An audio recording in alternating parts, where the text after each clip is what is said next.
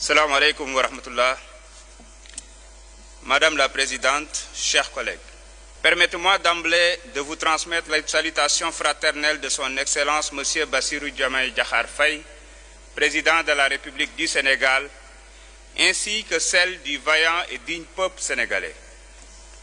C'est pour moi un devoir de prendre la parole devant cette auguste assemblée à un moment où notre monde est en proie à des bouleversements multiples et profonds.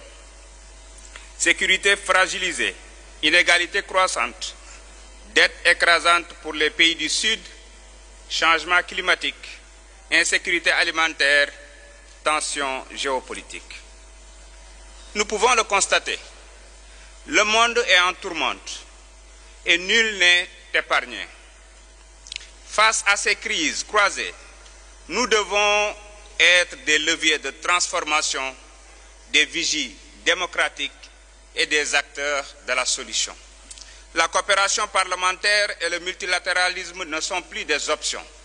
Ils sont une nécessité, car aucun État ne peut seul lever les défis du XXIe siècle. À l'heure où l'unilatéralisme et le populisme ressurgissent, nous devons réaffirmer notre foi en un multilatéralisme plus fort, plus inclusif et plus représentatif. Le Sénégal, fidèle à son héritage de paix, de démocratie, de dialogue et d'ouverture au monde, y croit profondément et est prêt à partager son expérience. Comme le dit un proverbe sénégalais, Nit nitay garabam, l'homme est le remède de l'homme. Ce proverbe nous rappelle que la solution viendra de notre capacité à coopérer, à nous comprendre et à bâtir ensemble. Concrètement, nous identifions 3 priorités d'action partagées.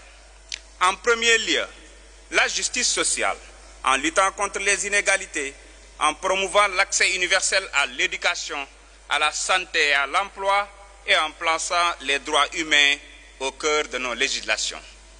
En deuxième lieu, la prospérité partagée, en favorisant des partenariats équitables, en réformant les règles du commerce international, en accompagnant les transitions numériques avec justice, mais surtout les transitions écologiques avec exigence, notamment face à la responsabilité historique des grands pollueurs. Enfin, une troisième priorité essentielle, la paix et la sécurité, en soutenant activement les mécanismes de prévention des conflits et les processus de médiation dans les zones de crise, notamment au Sahel, voisinage immédiat du Sénégal.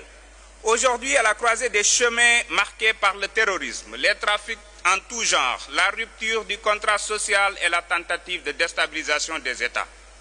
Dans les Grands Lacs, avec la situation préoccupante à l'est de la République démocratique du Congo, en Ukraine, où une guerre prolongée continue de déstabiliser l'ordre mondial, mais surtout au Moyen-Orient, où les souffrances humaines ont atteint un seuil insoutenable.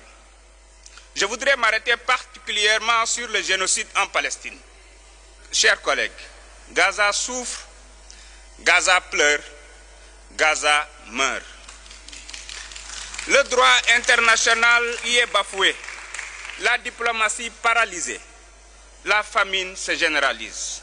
Le Sénégal, en sa qualité de président du comité de l'exercice des droits inaliénables du peuple palestinien, réaffirme son soutien indéfectible à une solution juste et durable, fondée sur la coexistence pacifique entre deux peuples.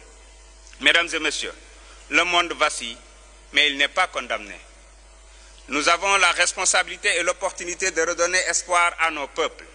La diplomatie parlementaire doit jouer un rôle central en renforçant les missions interparlementaires dans les zones de crise. Il ne suffit pas de déplorer, il faut décider. Il ne suffit pas de condamner, il faut agir. Ensemble, faisons taire les armes, ensemble, faisons triompher la paix. Jërë ngeen jëf.